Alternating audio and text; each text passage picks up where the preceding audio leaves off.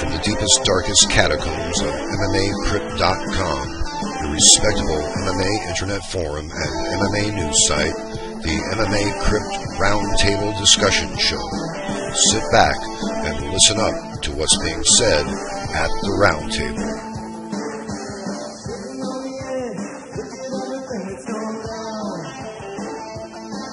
Hello and welcome to the MMA Crypt Roundtable Discussion Show. I'm Davie and it's Friday, August 23rd, 2013. Joining us on the show today are yours truly, Davie, and UFC bantamweight fighter Ivan Menjivar.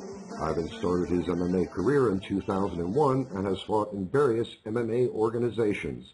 He has fought in the welterweight, lightweight, and featherweight divisions in the past, but he's currently fighting in the UFC in the bantamweight division. And he is the recipient of 2 UFC Submission of the Night bonuses in the last year and a half. He's fought quite a few noteworthy opponents in the past, including George St. Pierre, Uriah Faber, Joe Lauzon, and Matt Serra, just to name a few. His fight record is 25-10, with 9 wins by KO or TKO, 10 wins by way of submission, and 6 by decision.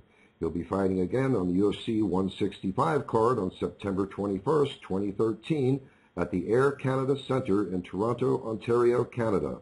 I'm sure we'll have a great time discussing MMA with Ivan, as we usually do at the Roundtable with other fighters and guests, and we'll also chat a bit about the various MMA organizations that he's fought in, his retirement from MMA in late 2006, the various weight classes that he's fought in during his signing with the UFC and other organizations, his signing with the WEC right before its merger with the UFC, his upcoming bout on the UFC 165 card, and whatever else might arise during our chat. Joining us now at the Roundtable, Ivan Menjivar. First off, I'd like to say thank you very much for joining us at the Roundtable today, Ivan, and I'm glad that you could make time in your busy schedule to be here and chat with us for a bit. Welcome to the Roundtable Discussion Show, my friend. Thank you very much for the invitation, and thank you for your speech. Is amazing. I really enjoy it. Oh, thank you. Appreciate really happy that. to be here with you guys. Great. Yeah, we are too. That's excellent. I'm glad that you could sit down with us and discuss a little bit of MMA with us, and we want to pretty much go over your career from beginning to current day. I also know that at one point during your MMA career, I don't know if it was before signing with the UFC or not, but you also were maintaining your job as airport security in the Montreal Pierre Elliott Trudeau International Airport. Are you still working double duty, or did you decide to work exclusively for the UFC once you moved to the UFC? No, I stopped working over there. The airport changed the security company, so they kicked out so many people. So I was one of them. Oh. And thanks God, thanks God, I have the UFC to go back to fight. And right now, that's what I do for a living, only fighting. No, that's great, because I was going to say, yeah, working at both the airport and the UFC, that must have been kind of difficult to train for fights, no? I know, but it's really hard to working and fighting at this level. It's really, really hard. But you have to do it. Some fighters that keep working and have family and they need to work. Not only fight is not enough to live. So, honest, it's not easy, but some people have to do it. I'm not the only one. Oh, no. Right now, Yeah, I only do fight for a living, so that's amazing for me. Yeah, I know, and I hear a lot of fighters say that it's kind of difficult to fight when they actually have to, work a part-time job and also, train as a fighter as well. That's got to be pretty tough to do. Yes, many fighters do it. I tell to the beginners too. Sometimes you have to fight. You have to continue fighting. You need to work a little bit by the side, to protect yourself too. It's important. Yeah, it's difficult to try to pay a mortgage and take care of a family and children today. I can understand that. Mm-hmm. It's true. The sport is not at that high level to just anybody can live with the sport, but at the same time, it's a good opportunity for many guys to make money and to live with the sport. Yeah, that's got to be difficult. I also know that you fought for several MMA organizations you started out in 2001 in the UCC organization, and for people who don't know what that organization is, that's the Universal Combat Challenge organization in Canada. How did you become involved in that organization? Before that, I did a little mixed martial art amateur, and I win someone. I win at the championship, and that day the promoter of that federation was there, and he told me, "Do you like to come fighting for us?" And I just told him, "Yes, thank you." I didn't expect it for that, but I said yes. And after some months after I made my first professional fight, and I really enjoyed it. That was really emotional, a lot of stress, and I enjoy it. So that's why I continue doing fights. Yeah, a lot of famous fighters came out of that organization. George St. Pierre fought there, Rich Franklin, Jens Pulver, Patrick Cote, Jeremy Horn, Joe Dirksen, Dennis Kang, and those are just a few that have fought there as well. But we was really lucky because we get the chance to fight the more we can. The federation was small. At the same time, the promoter was really ambitious, so he tried to do half-half. Put his federation at the high level, at the same time put the fighters on the high level too. So he did a good job, and for that reason, we never stopped fighting. Now this federation is closed, but us, we never stopped. We never quit the sport, so we continue, and that's why we are in UFC now, because we never stop, we never give up. Exactly. And at that time, the UCC was pretty much the big show in Canada. They were pretty much the premier Canadian MMA organization, even though at that time it was considered a minor league organization. But then in 2002, you started fighting for other MMA organizations such as MFC, WFF, AFC, and UGC. But then you also landed a fight in the UFC against Matt Serra back in 2004 at the UFC 48 Payback event. How did that opportunity come about? Well, after I get the opportunity to go around and fight everywhere, and I really enjoyed that. That was the best, because when you go fighting to another place, you're not going there. You're not the how can I say, supposed to win, because they bring you to lose. So sometimes you are the underdog when you go into another place to fighting. You go there to fight their champion. So I take the time to fight everywhere. That was one of my goals, is to fight in all the best federations, and I think I did it, because I fight King of the Cage, IFL, I fight everywhere, and I think that's healthy for fighters, for athletes. You need to fight everywhere. Exactly. And did UFC contact you for that Matt Serra bout, or did your management contact them? How did you get that fight? They contact me. That was really funny. They tried to contact me before, and because I didn't have a manager at the time, so they find my phone and they call me. You like to fight this day? And that was to replace another fighter. And I told him, yes, but I don't have my medical done. There was a fight in the next 2 weeks. So I said, I'm sorry, I don't have the medical. So they say, okay, we understand.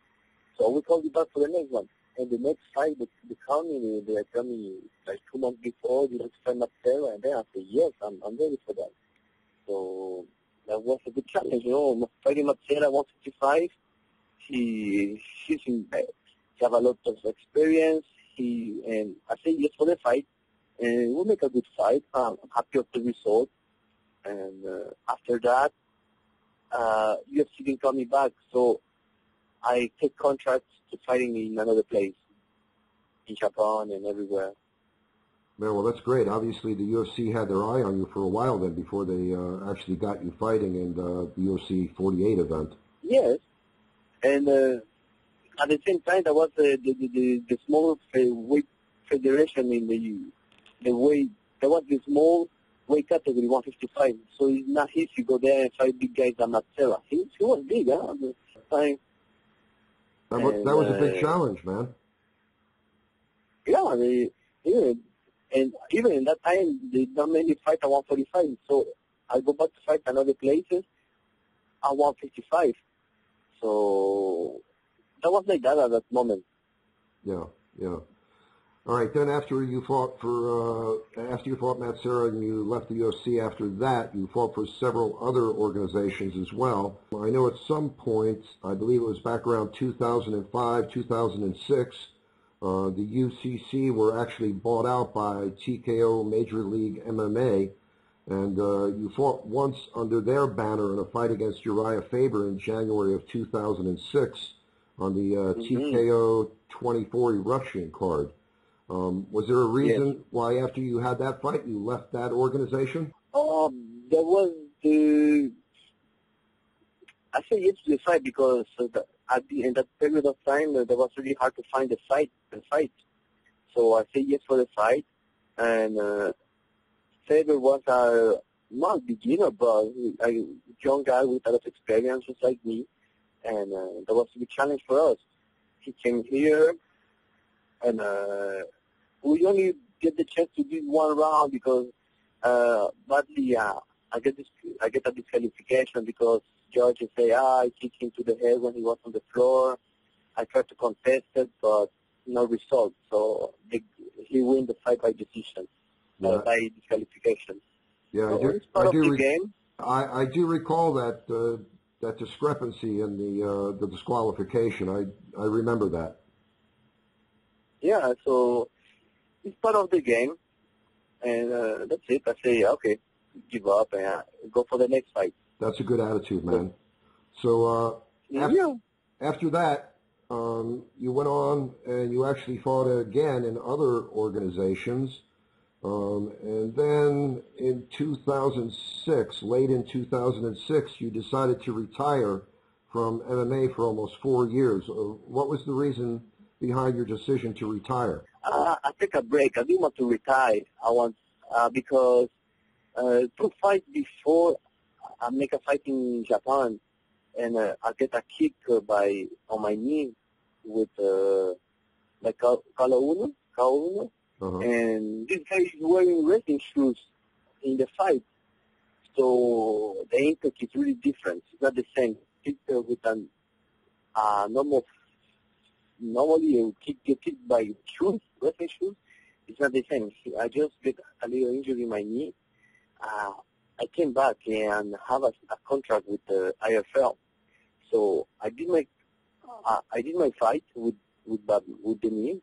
My knee was something like little injured at the place, and I take the fight. I fight really well. I lost by decision against Bar Papalaski. When I came back, the doctor told me, "Look, Ivan, you have to take a break because we have to operate your knee. So take a break and let's see after." Okay, after the operation, everything was well. You have to take the time to do recovery, physio, and at the same time, my wife she got pregnant, so I decided to, okay, let's take a break right now and get focused on the family, and then we go back to fighting. When the kids come older, I get both 2 kids. I decide to come back to fight only for fun, just the ego, get in shape, and do a fight for fun. I did it. And after that... Yeah, I was going to say, obviously, the surgery went well and you healed up pretty good, and things went well for you because you came back in 2010, and it wasn't long after that you came back where you signed with the WEC. How did that work, where you got the opportunity to sign with the WEC? My manager just tell me, look, this is an opportunity for you. You want to go to WEC and fight a 135? I say, yes. I want to try. First, I want to try 135 because the fight before was on 145. So I decided, let me try one fight at 135. Let's find the contract and let's try it. And I did. I think I was lucky because I did the last show in WEC against Brad Pickett, and we make a good fight. If you win by decision, okay. At the same time, I changed weight category, and I was feeling really well. And today, that was the last WEC, and to say to the people, now WEC is part of UFC, so I make the step with WEC to UFC. So that was a good opportunity for me, so I'm happy of that. Yeah, I was going to say that was great timing for you because right when you signed with the WEC, right after that, UFC decided to merge the WEC into their organization. That was a pretty big moment in MMA history. Any comments about the merging of those two organizations? Because I used to be a big fan of the WEC, which was basically the minor league division of the UFC. But when they merged them, I was happy for the fighters because now they got a chance to fight on the big stage. The one comment I have to say is it's going to have more federations. And UFC know it. He needs a small federation to discover new people because the talent is everywhere. So we're gonna have more little federations, and in these little federations they're gonna make new talent. And when UFC go to see these new talent, they go to invite it with them. And that was good because look, all the small guys coming from, all the good guys from WEC are now in here in UFC. We call Faber, we're calling about, Ben Anderson, there's so many guys, Jose Aldo, all these people fighting WEC before to come into WEC. And I know you'll see they're buying the small federation, but they're doing well because this small federation is covering the new talents. Yeah, exactly. Like you said, not everybody that went over to the UFC from the WEC wound up staying. They kept pretty much just the best talent that the WEC had. And apparently that looks good for you because you were one of the smaller fighters, the bantamweight fighters that they wound up keeping because they wanted to start, the smaller divisions with the fighters in the UFC. So apparently you made a good impression on the UFC brass. Yeah, it's not like a pressure. People love the small weight categories right now because they're explosive. We are explosive with technical, and honestly, right now in the UFC, small category 145, 135, they're super athletes. We are completely. I'm really sure the big guys, they're impressed of the way we move. And they're jealous about that. I know heavyweights are strong and powerful, but us, 155, 145, 135, 125, we are more, it's the real essence of martial art. We athletically, we impress people, our technique are really good. Yeah, exactly. That's what everybody loves about the smaller weight class divisions. So much excitement, so much action, Yeah, that's what we give because we train. Our body type it's made for martial arts. So people love it. So that's the best. Maybe one day we can see more small categories. Yeah, I think they're actually. I don't know. I think they're actually thinking about starting up a 115 division or something like that. I heard. Yeah, that can happen. Yeah. And what do you think about the ladies fighting in the UFC? Honestly, right now they're really popular. At the same time, they're not that popular. Honestly, right now people discovering the women fights. I think I was talking with many fighters and they say maybe some they like it, but only 2 fights in the night. It's sure, and let give the time to the women to have more experience too, because there are not many fights for women right now. It's really hard to find it. So you have to give the time to all the ladies to get more experience, get used to in the cage, and then the level gonna be better with the time. Yeah. And they actually, the women that they have on UFC now, they actually really bring it. They have a lot of action, like the lower weight class divisions and the men's division. I mean, lots of excitement with the women that we've seen fighting in the UFC. Yeah, because they're knowing if they have to give, I'm sure they have to give everything. Because if people start if they get boring, that can be bad for women MMA. Don't forget it. We have the men MMA, the women MMA right now. So the women MMA need to work hard to impress the fans, and people, the fans, continue to love that sport.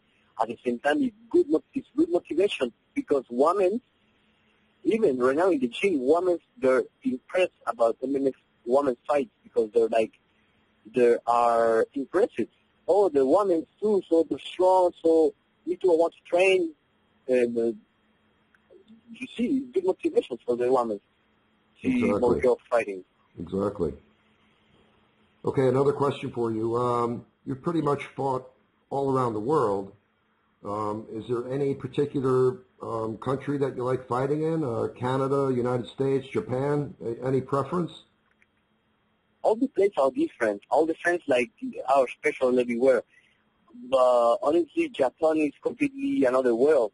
I say to all the new fighters or all fighters, you have to fight one time in Japan to feel it, because it's great.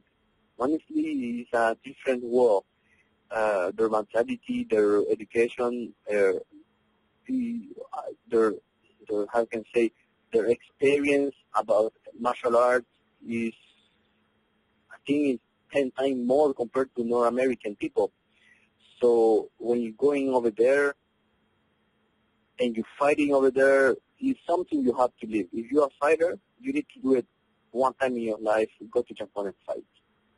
Yeah, we hear that from a lot of fighters. They say it's a whole different experience over in Japan, because the fans are, I don't want to say better fans than American fans, but they're so much more into, the entire atmosphere of the fights and, the whole entertainment aspect of the sport. Yeah, you're talking about culture. These people, they have a martial art culture from more than 2,000 years compared to us. So they enjoy that. When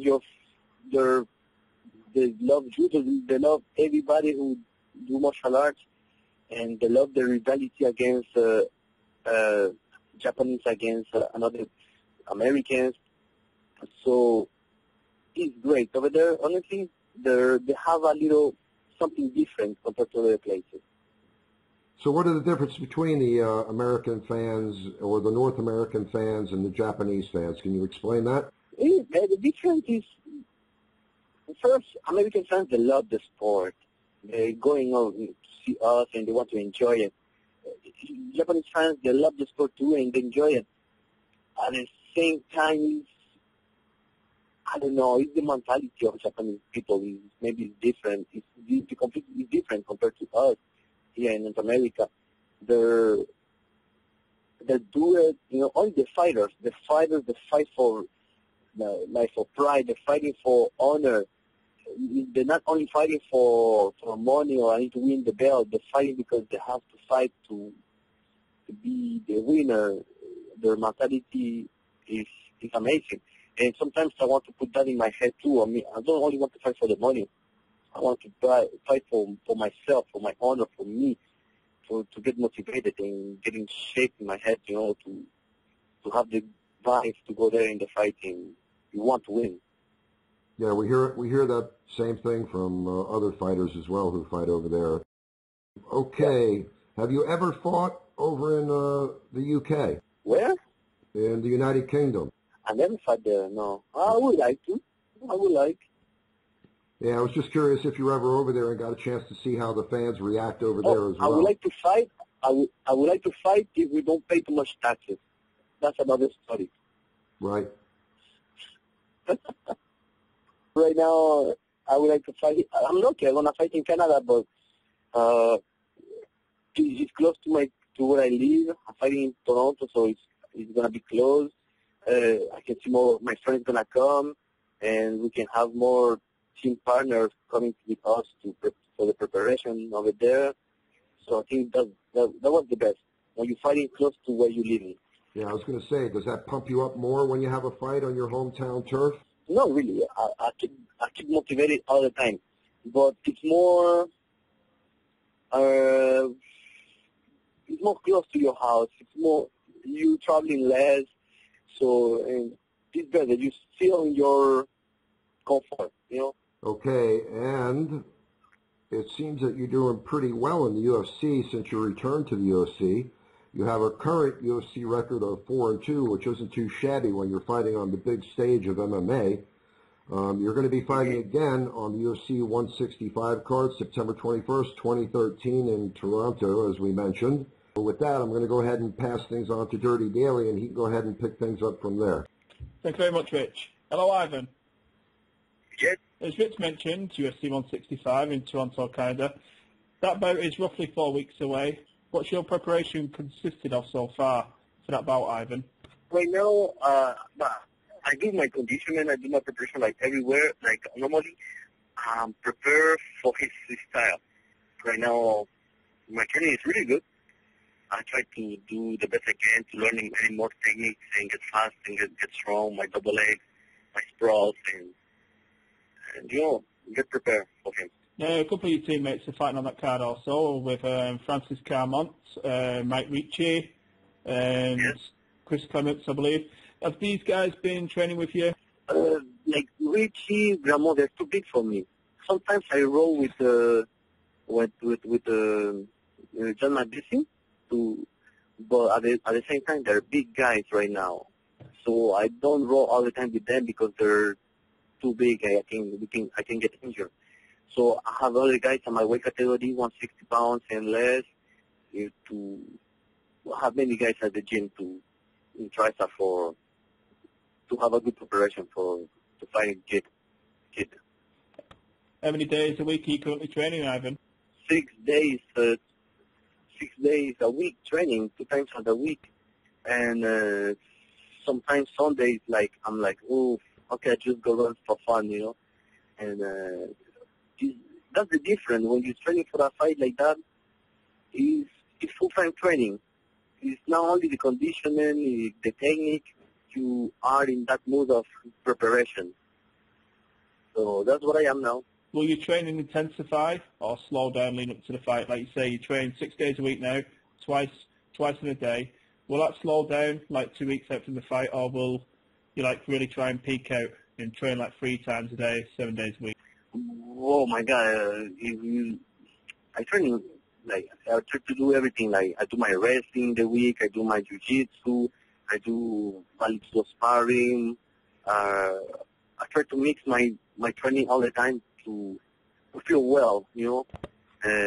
Right now we have 1 month of preparation, so the next month is about do sparring. Everything I learned in the last 2 months. Right now I just put it in the ring, and I use a lot of sparring to prepare my reflex and get ready for him.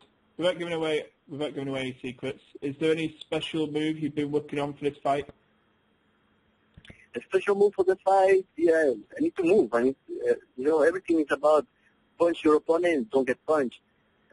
Take him down, control your opponent in the floor, and it's not secret moves. It's more about feel good in the fight. You have the control of the match. Yeah, just like I say, in the gym, these guys are tough, so I have a lot of partners tough right now, and I do sparring with them to get ready for my next opponent.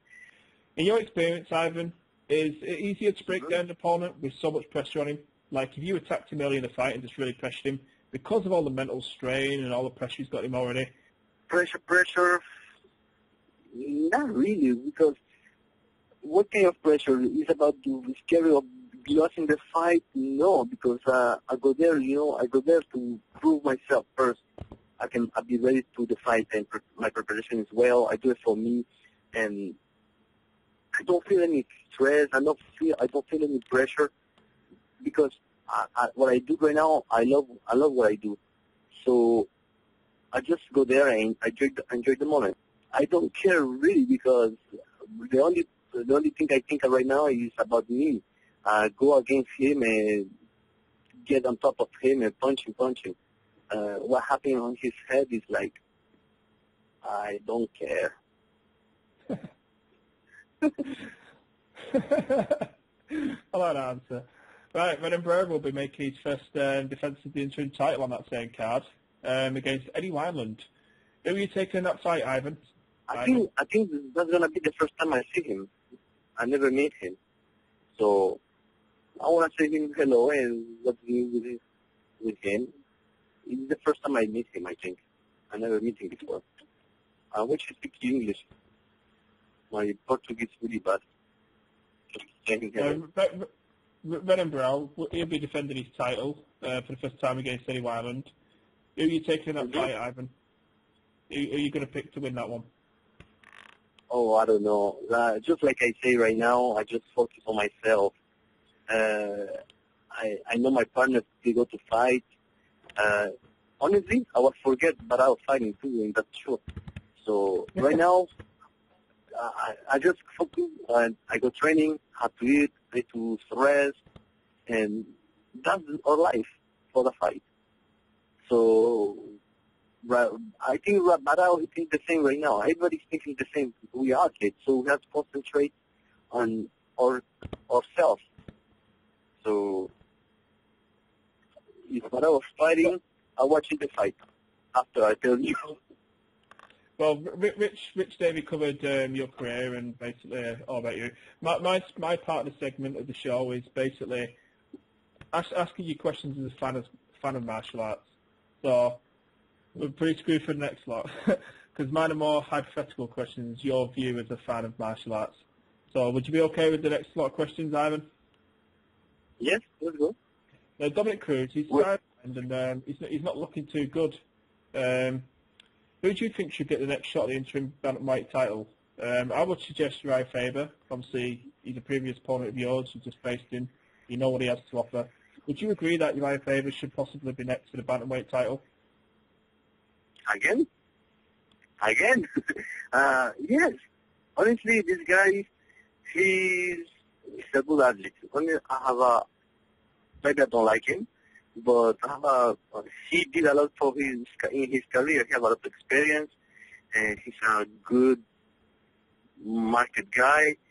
I think he can go back to fight maybe for the 4 or 5, 6 times fight for the belt, because he won the belt. He wanted, and maybe he's never gonna get it, but he's gonna try to get it again. Maybe 10 times to go to fight for the belt, and he never give up.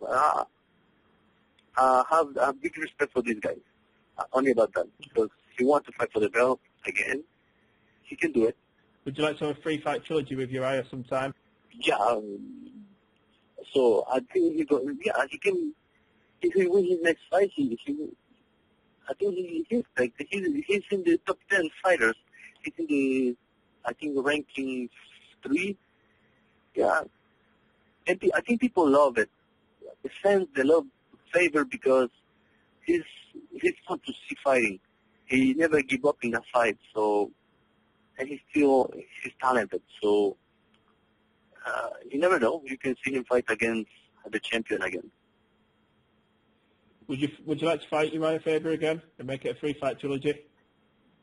Yes, because at the level we are right now, we have to fight each other.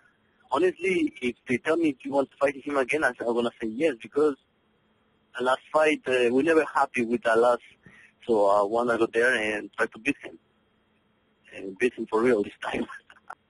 Also, a guy I'm really sure. A little off. I am really sure if somebody tells him, "Do you like to fight Ivan Menjivar again?" He's going to say yes, because we're fighters. We cannot say no to a fight. We like that. Honestly, you win a fight, 2 days after you want to fight again. And even if you lose a fight, the day after you want to fight again because we love too much. Well, Uriah also likes to bring a bit of heat.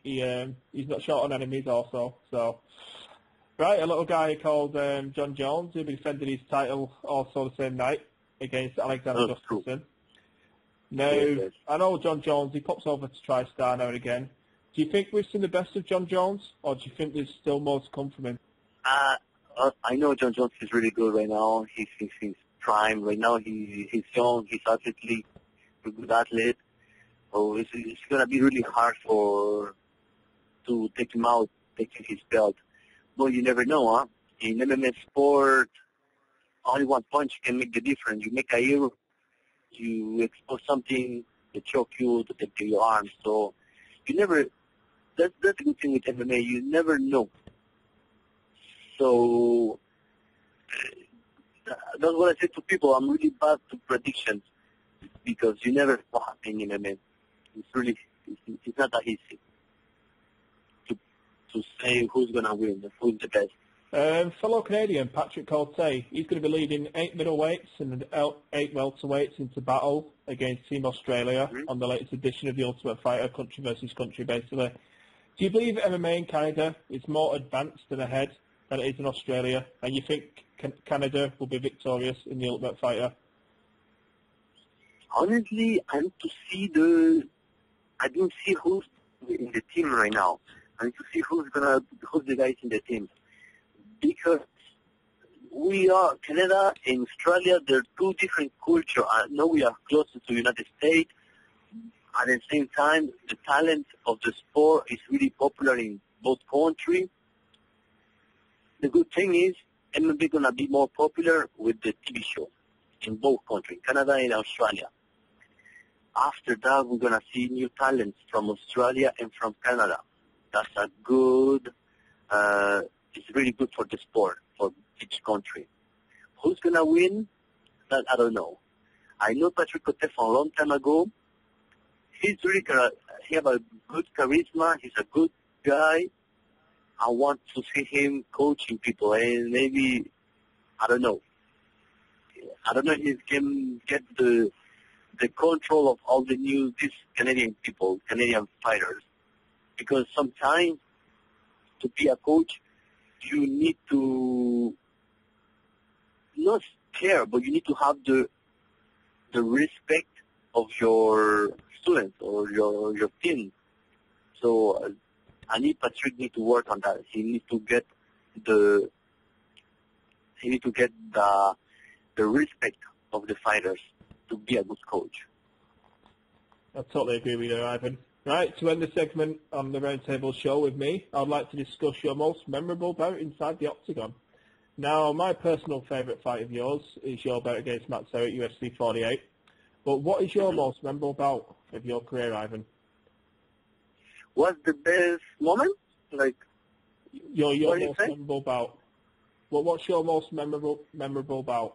One that really set in your mind, like, that was my best fight. There's so many. No, there's so many. All the fights are different. At the same time, when I see the picture of each fighting, I remember good moment in the training, good moment of my life at that period of that fight. So all the fights are honestly memorable for me. They're not best or bad. The only thing I have to say, when you win, you feel happy because you say to yourself, I do a good job. And I remember too, when I lost, I say, I'm not sad, but I need to go back to the gym and working better. So both win or lose are a good motivation for me to keep fighting. So that's the kind of emotion I like to feel. It's feel good, enjoy the moment in the fight. So that's what I try to go. I just enjoy it, and it's a good moment for me. All fights are important. All the fights give me good moments. Ivan, thank you very much for answering all my questions. I'll now pass the show back over to Rich Davie. Take it away, Rich. Okay, Ivan, we have a few questions from one of the members on our website for you. Yes. Okay, his name is Blue Nose Greg. His first question is, you fought George St. Pierre in his first ever MMA fight. What was your impression of him afterwards? My expression is, when, for myself personally, I discovered a young talent, and in that fight we discovered a young talent like George, and his motivation, he decided to fight and win. Put him in a good level right now. So I was happy to people say, "Oh, you're the first Justin Pierre fight." Yes, it's true. I did win the fight because referee make errors sometimes, but I'm really happy to, I get the chance to fight against him. But right now he's not the same guy, so don't tell me to fight him again. Okay, and the he's question, strong, he's big. Yeah. And a second part to that question was, he wanted to know. He also wanted to know, was it clear that George St. Pierre was a gifted fighter at that early point in his career?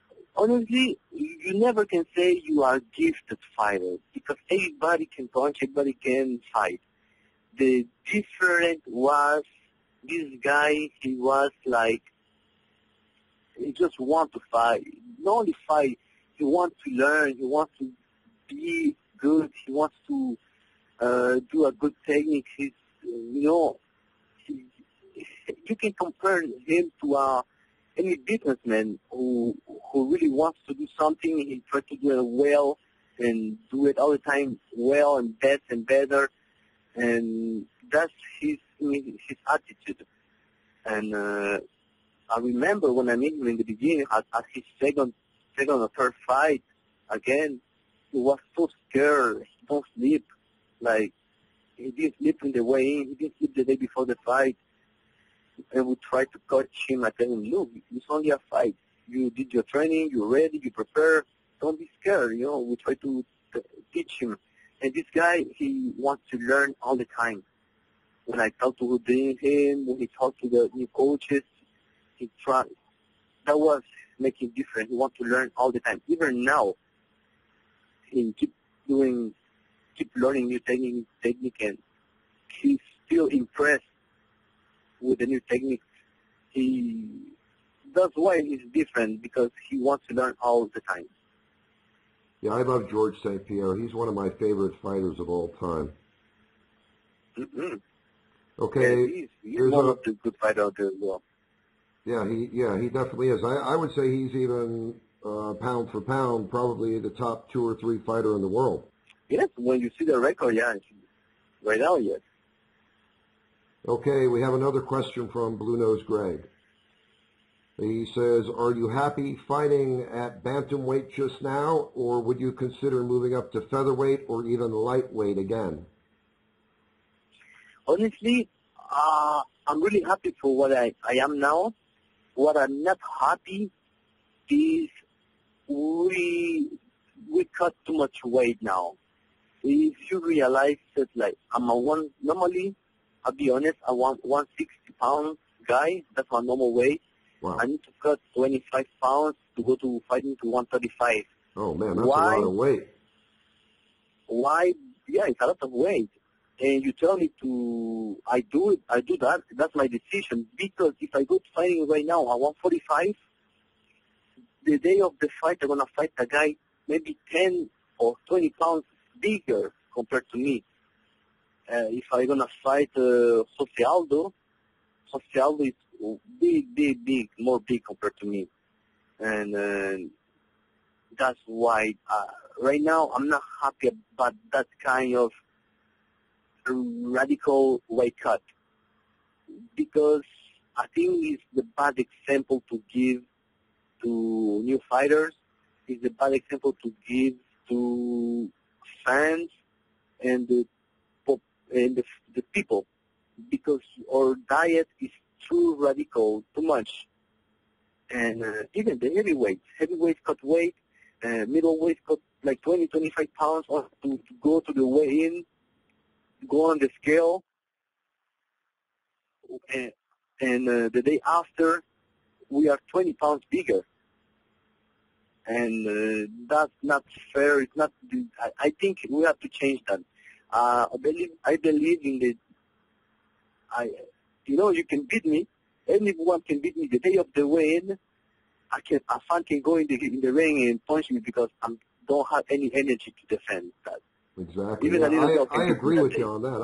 I think the day before weigh-ins is not the best and optimal way to have fighters prepare for a fight, because like you're saying, lots of guys get that big edge by cutting massive amounts of weight, and then the day of the fight they're 20 pounds heavier. And sometimes we look at a fight where you see guys who are fighting on the cusp of one division, and when they come in after the weight cut the next day, it looks like the two guys are fighting from different divisions. Yeah, true. Many times a guy come here for fighting, and he got so much weight he falls sick, and then have to cancel the fight because he was sick the day of the weigh-in. That happened many times. One day, we are in a kind of society when you have somebody need to die before change the rules. Exactly. Maybe it's gonna happen one day. Yeah, so I agree right now, with you. that's what I think. So you're a fan of actually having same-day weigh-ins, correct? Same day's weigh-in. We need the face-to-face. A day before, people don't care about how much we weigh. Honestly, the fans, is waiting. They not really care. They want to see the face-to-face. They want to see me against the other, facing my opponent. That's what fans want to see. Right. The weigh-ins can be the same day, 3 hours before your fight. And if that happens one day, everybody got to change weight category. The sport got to change completely different sport. Well, because right now we're going to, I think so too. I think that would be the best way to handle things, because number one, it would be healthier for the fighters because they're not looking to make that massive weight cut to get the advantage. Mm-hmm. And then, when you're coming into the same day weigh-ins, both guys are going to be pretty much weighing the same amount. I mean, they might gain another 5 pounds or so before the fight, but it's not going to be 20 pounds or 25 pounds. Yeah, we cheating because you are the champion of 135. So the day of the weight, you are 160. So you understand? That's not fair. Exactly. So the Commission Athletics need to change that, because the federation they don't have any control of that. It's not UFC who got to change that. It's the Las Vegas Commission. Everywhere commission needs to decide if you are a champion of 135, you need to fight at 135. The day of your fight needs to be at 135. So that's what I think right now about that. I'm happy where I am now because the sport is like that. So, but honestly, I would prefer to fight the same day. The way cut is the same day. All right, so if they did change the rule to make it the same-day weigh-in rule, would you prefer to fight in a different division if it was the same-day weigh-in? No, right now I'm good where I am. I'll keep it like that. Okay, and you wouldn't bother changing your training routine if they did have same-day weigh-ins. You'd still fight in the bantamweight division. Yes, from now on, I don't change nothing. Okay. But if one day they change it, if one day they change the rule, I change the weight category. Because it's going to be more easy for us. No more weight cut to do. Right. I can lose 5 pounds only just to show my abs. And then I'm going to fight maybe at 155. Ah, right. That's what I was getting at. I figured you probably would want to do that because it'd be a lot less, stress on you in the training camp trying to cut that weight. Yeah. No more diet. Who likes diet? Nobody likes a diet. Nobody. Yeah, nobody have to diet. You focus yourself only in training, eating well, and lose 5 pounds only just to, protecting in the cage. That's it.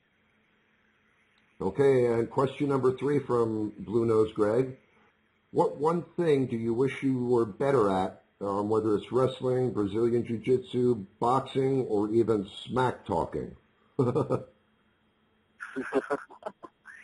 I need to work in the last one. Smack talking? Yeah, I need to work on that one. I need to take lessons from Chael Sonnen. Sonnen, yeah. but honestly, and everything's important in this sport. Wrestling, jiu-jitsu, you have to control everything. And it's true. Your presence, your charisma, the way you talk to the fans, the way you talking to the media, that's too is really important because that's gonna sell yourself. And I coming from maybe an old generation of fighter, but I tell to the new guys. That's what something I say to the guys. You need to be, the like a rapper or to be yourself. Do something you like, talking the way you like, and that's it. Be yourself because that's what people love it. They love people who are naturally in front of the TV, and that's important. Exactly. At the same time, I tell her, don't say too much stupid thing because don't forget, kids are watching you. So if you say too much no-sense stuff, then how you're gonna feel bad if you say something really bad. So be smart, be yourself, but be smart. Don't say bad things in front of the TV camera on Twitter, because sometimes you can lose your job only with a picture on Facebook. Oh yeah, we're seeing a lot of that going on now. There've been a couple of fighters who got in trouble for saying the wrong thing on Twitter and Facebook. Yeah, and that's Facebook, Twitter, that's really helping a lot of fighters. At the same time, it's dangerous. Can be a weapon for you too. Do you have a Facebook and Twitter page? I have a Facebook, yeah. I have Twitter.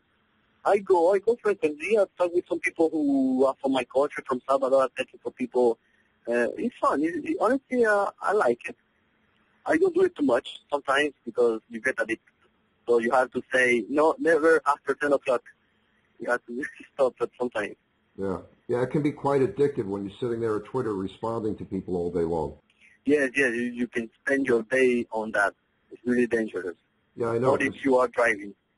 Yeah, sometimes I'm watching the Twitter feed because, that's where all the fighters, are speaking about fights and upcoming events and things like that. And sometimes I'll get into that watching the Twitter feed and I'll be there all day long and not get anything done. Yeah, it's really it's a good way. It's a good way to be close to your fans, and it's good exposure too. So we have good things with the Twitter, Facebook, and at the same time, you need to be smart to use it. Exactly. Okay, guys, we're down to the final thoughts on the show here. Is there anything that we might have missed that you guys want to talk about? I like to thank the fans, my team, TriStar Gym, and my manager, Fight House, and thanks. I want to see you in the fight. I just right now got to prepare to go hit right now. Okay. Davie, do you have any final comments? Yeah, I'd like to thank you, Rich, for having me on the Roundtable show. From Days MMA Corner, I just recorded an interview with David DeCrollo today on Days MMA Corner, so please keep an eye out for that. Ivan, thank you for being so open with your conversations and making the show really interesting. It's been an experience. You taught me a lot today, so thank you very much. Thank you very much to you too. See you at the fight. Okay, we've come to the end of the show here, guys. I just want to say I enjoyed the chat here at the Roundtable, and I had a great time getting together with you, Ivan, and to know you a little bit better. My thanks to both UFC fighter Ivan and Dirty Daly from MMA's Corner for sitting at the Roundtable. I appreciate you guys taking the time out of your day to take part in the show. And one more time, Ivan, feel free. Give a shout-out to your friends, your family, and your sponsors. Go ahead. I'd like to thank the fans, my team, TriStar Gym, and my manager, Fight House. Thank you. Ciao. Have a good day. All righty. Okay, very good. And anybody else want to say goodbye one more time? Because now is the time to do it. Me? Yep. Say goodbye. Thank you. Bye-bye. See you at the fight. Ciao. All right. We wish you luck. We wish you luck on UFC 165, Ivan. Thank you. Okay, I guess that wraps the show there, guys. That was up to you, Rick. Right, good one, man.